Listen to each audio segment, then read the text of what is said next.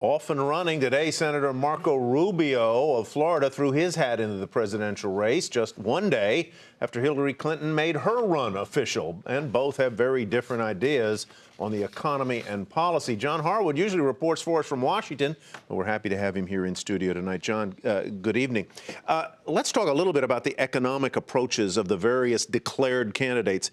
Hillary Clinton yesterday seemed to make income disparity, the middle class income growth, her basic thrust. How would she compare with the others? Well, that's exactly where she's going. And she hasn't laid out particular policies yet, but there was a report recently that came out from a think tank linked to Hillary Clinton that is suggestive of where she's going. It involves spending money, education, infrastructure, job training, but also requiring business to do more to cut workers into the profits that they're making, profit sharing, ways in which people can buy stock in companies that they may be working for, a way to figure out how to take an economy where corporations are making profit, but workers aren't getting wages, make those two go together. And what about the Republican candidates that are out there and running? What can we expect to hear in terms of economy and the deficit and taxes and all those key top-line items? Well, they're also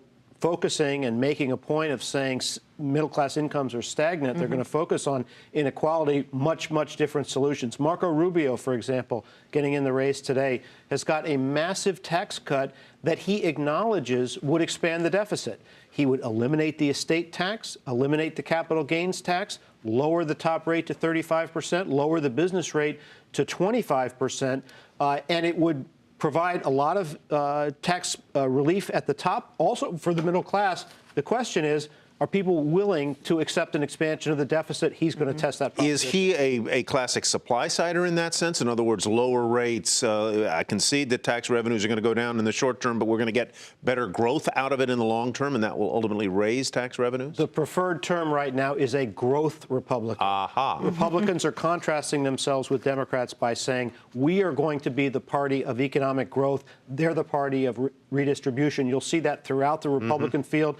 And Marco Rubio has a chance to make a mark in this field. It was interesting. Josh Earnest, the White House spokesman today, said, don't presume that President Obama will automatically throw his support behind former Secretary of State Clinton in this presidential race. That was an interesting comment from him. Well, it's hard for him to do that at this point when his vice president is still formally thinking about it, exploring it, playing with the idea.